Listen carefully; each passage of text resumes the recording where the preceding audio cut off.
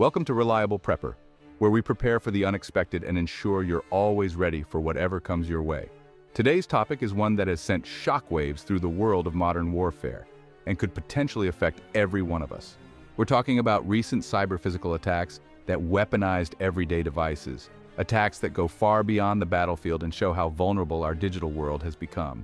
But this isn't just about what happened overseas. It's about how these kinds of attacks can reach everyday people like you and me. We'll break down what happened, how it was done, and what it means for the future of modern warfare and personal security. Before we dive into this critical topic, take a second to hit that like button, subscribe to Reliable Prepper, and follow us on Facebook to stay updated on all things prepping and survival. All right, let's get started.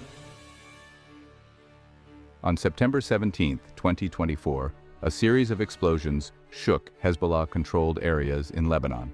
The source of the chaos? Pagers, those old-fashioned communication devices that were once thought to be secure and untraceable, suddenly turned into deadly weapons, exploding in the hands of Hezbollah operatives.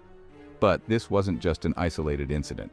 Less than 24 hours later, a second wave of explosions hit, this time targeting a range of other devices, including walkie-talkies, iPhones, and even solar power systems. These two waves of attacks resulted in the deaths of 37 people and injured thousands, shaking Hezbollah's operations to the core. So how did this happen? Let's break it down. The devices at the center of the first wave were AR-924 pagers, which were manufactured by a Hungarian company, BAC Consulting Kft., and branded by a Taiwanese firm called Gold Apollo. These pagers were specifically chosen by Hezbollah for their durability and reliability, especially in a country like Lebanon, where power outages are common. What Hezbollah didn't realize was that these devices had been compromised long before they reached their hands. According to intelligence reports, Mossad, Israel's renowned intelligence agency, managed to infiltrate the supply chain, embedding small explosive charges, about 3 grams each, into the pagers. These explosives were cleverly hidden, small enough to evade detection by any standard security measures, but powerful enough to cause significant damage. The attack itself was incredibly sophisticated. Mossad reportedly used a remote signal or coded message to detonate the pagers simultaneously in key Hezbollah-controlled areas like southern Beirut and the Bekaa Valley, places where Hezbollah operatives are most concentrated. The result? Mass casualties and total confusion among Hezbollah's ranks. But it didn't stop there. Just one day later, a second wave of explosions rocked Lebanon. This time, the targets expanded to walkie-talkies, smartphones, and even solar power systems. These weren't just traditional military communication tools. They were everyday devices, showing just how vulnerable any piece of technology can be in this new era of warfare. These attacks weren't just about high-tech devices. Hezbollah's choice to use supposedly secure, outdated technology like pagers and walkie-talkies was meant to protect them from modern digital surveillance. But as this attack proves, no technology, no matter how old or simple, is immune from tampering. And these methods, used here against military targets, can just as easily be adapted to attack civilian systems in the future. This attack is unprecedented in its scope and sophistication. It wasn't just a matter of planting physical explosives. Mossad likely hacked into the firmware or software of these devices, turning them into weapons through a coordinated cyber-physical strike. This attack highlights a key issue. With technology so deeply embedded in our daily lives, are any of our devices truly safe from being weaponized? If you thought the attack ended with the exploding pagers, think again. The very next day, on September 18, 2024, a second wave of explosions struck Lebanon. This time, the targets were walkie-talkies, iPhones, smartwatches, radios, and even solar systems. This wave killed 25 more people and injured hundreds more, bringing the total death toll to 37. Why expand the scope of the attack to these other devices? The answer lies in modern technology. We live in a world where everything is connected. From the phones in our pockets to the solar panels on our roofs, we're surrounded by devices that communicate with each other via the internet. This interconnectedness is often referred to as the Internet of Things, or IoT. The second wave of attacks shows that even IoT devices are vulnerable to cyber-physical sabotage. Mossad likely exploited vulnerabilities in the firmware of these devices, just as they did with the pagers. By remotely accessing the software, they could trigger explosions or malfunctions, turning everyday gadgets into deadly weapons. The impact of this second wave wasn't just limited to Hezbollah operatives. Civilians were affected too. People across southern Lebanon and the Bekaa Valley began abandoning their phones and radios, fearing they could explode at any moment. The fear that everyday objects could suddenly become lethal introduced a whole new level of anxiety. This kind of attack doesn't just create physical destruction, it instills a deep sense of fear and paranoia. And make no mistake, that's one of the main goals of psychological warfare. To make people doubt the safety of their most basic, everyday actions, turning ordinary life into a source of constant tension and unease. It's also worth noting that the second wave of attacks targeted critical infrastructure like solar power systems.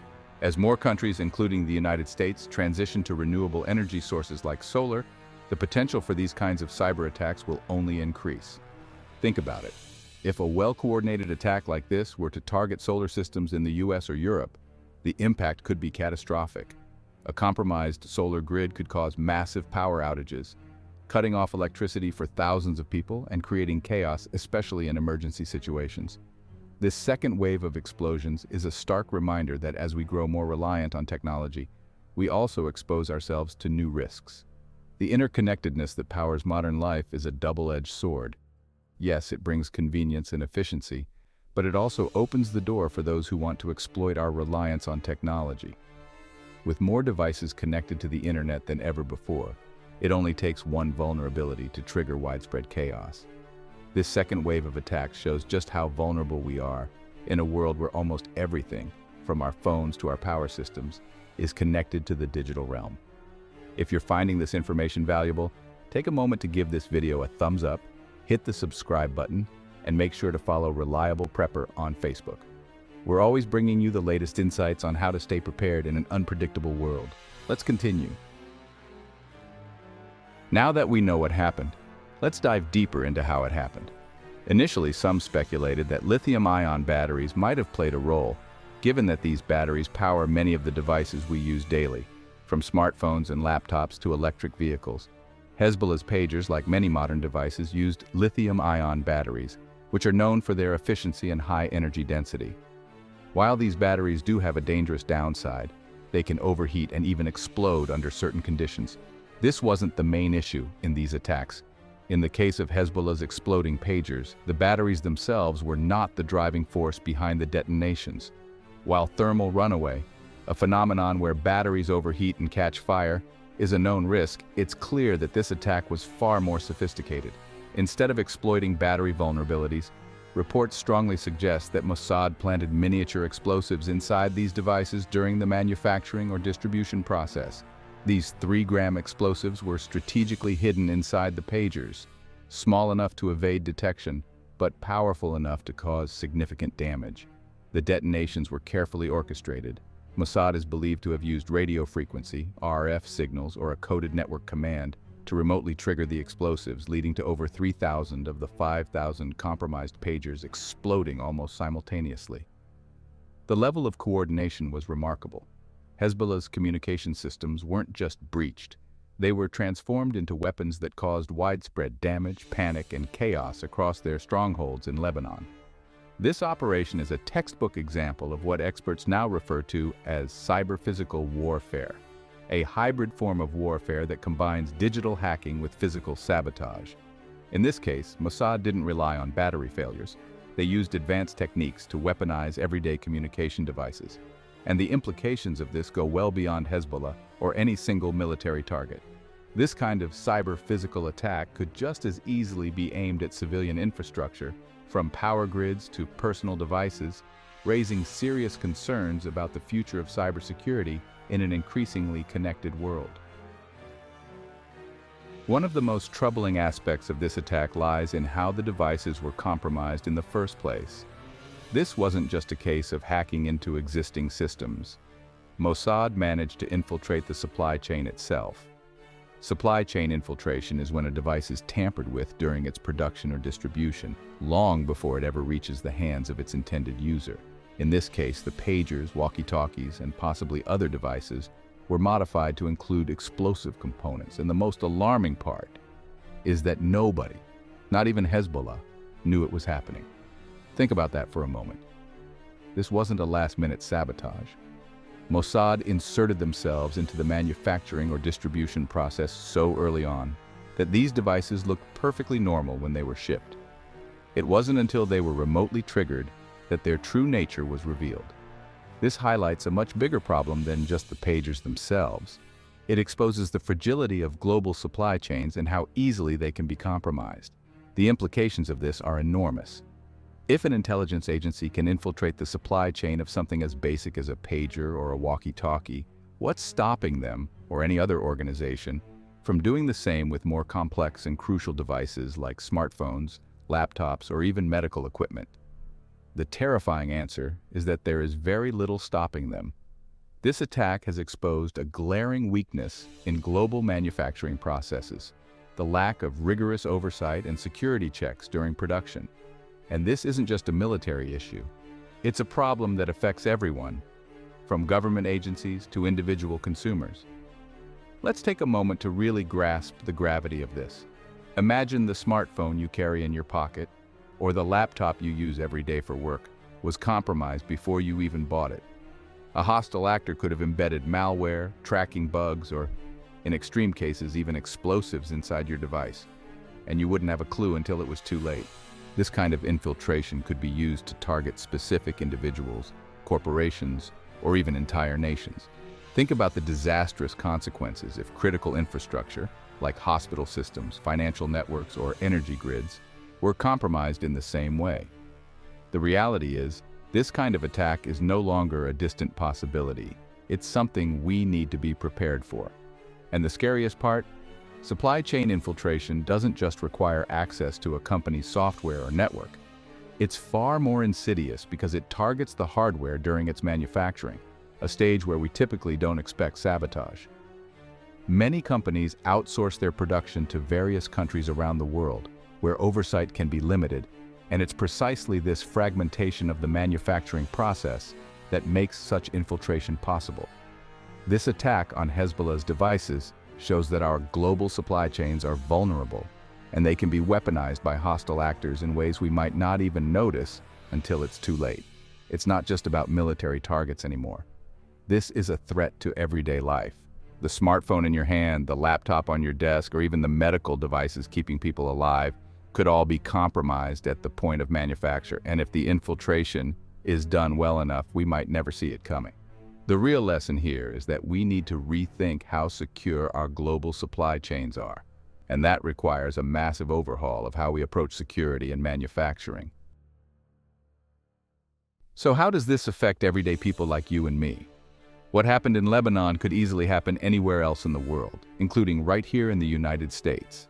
The attack on Hezbollah highlights major vulnerabilities in modern technology and infrastructure, vulnerabilities that could be exploited by anyone with the right resources and motivation. And while the events in Lebanon might seem far away, the truth is that the same weaknesses exist in the systems we rely on every day. Let's start by talking about IoT devices. In the US, more and more households are adopting smart home technology. From smart thermostats and security cameras to connected kitchen appliances, we're constantly adding internet-connected devices to our lives. They make life more convenient, but they also create new vulnerabilities. The second wave of explosions in Lebanon didn't just target military communication tools. It hit smartphones, radios, solar systems, and more. Now imagine if an attacker gained control over your smart home devices. They could cause widespread chaos with just a few clicks. Think about your smart thermostat overheating your home, your refrigerator suddenly shutting down, or worse yet, what if a hidden explosive device was embedded in one of your gadgets? The scary thing is, these aren't far-fetched scenarios. As we saw in Lebanon, a well-coordinated attack can turn ordinary devices into deadly weapons. This raises an important question: how secure are the devices in our homes? If a hostile actor wanted to target smart home systems here in the US, the consequences could be devastating, not just for individual households, but on a larger scale, creating widespread panic and disruption. Then there's the issue of critical infrastructure. In Lebanon, solar power systems were among the devices targeted in the second wave of attacks. In the US, we're becoming increasingly dependent on solar panels and other renewable energy sources to power our homes and businesses. While this shift is great for sustainability, it also opens up new opportunities for cyber attacks. A well-executed attack on renewable energy systems could cause widespread power outages, leaving millions of people without electricity. And this would be particularly devastating during an emergency when power is most needed for heating, cooling, or medical devices.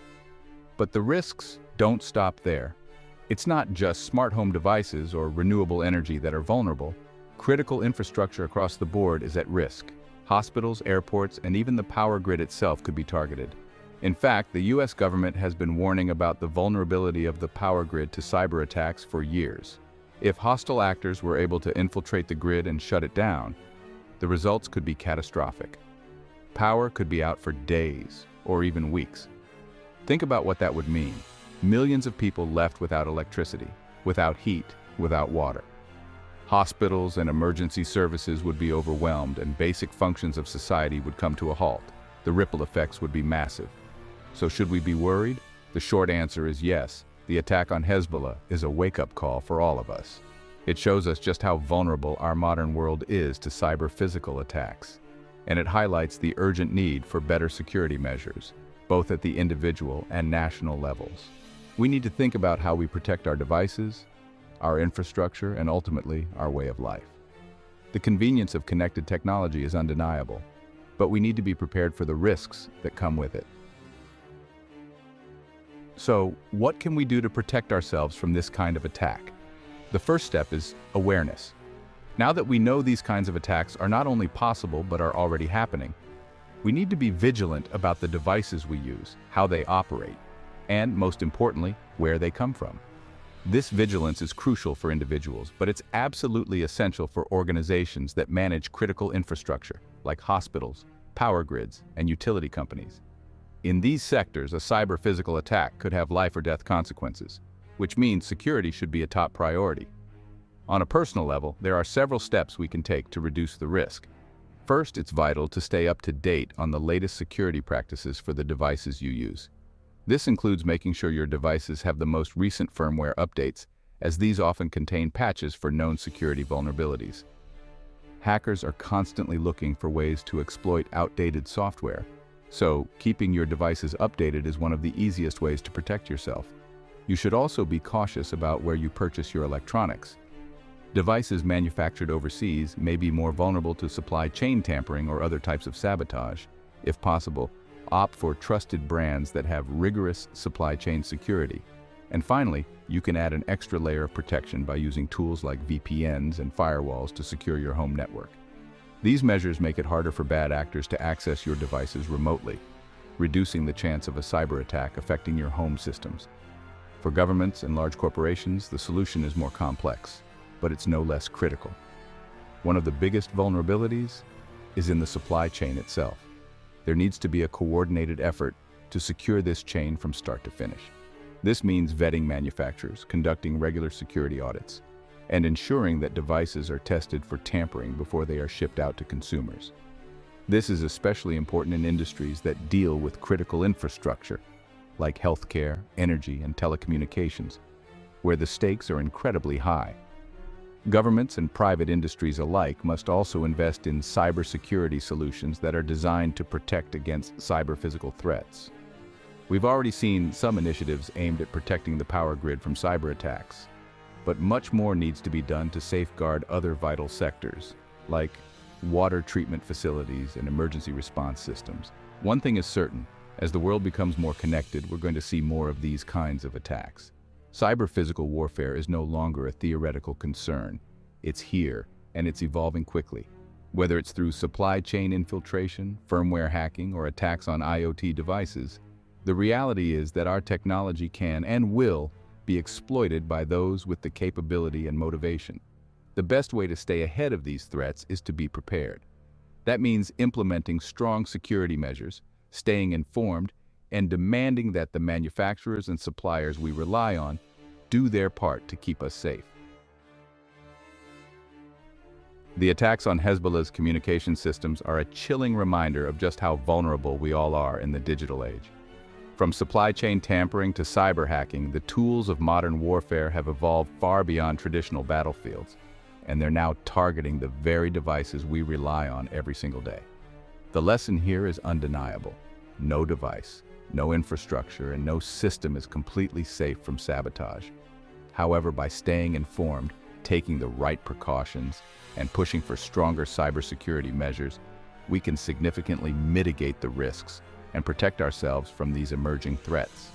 If you found this video informative, please give it a thumbs up and hit that subscribe button so you never miss important updates. And don't forget to follow Reliable Prepper on Facebook for more tips and advice on how to stay safe, secure, and prepared. Thanks for watching, and as always, stay safe out there.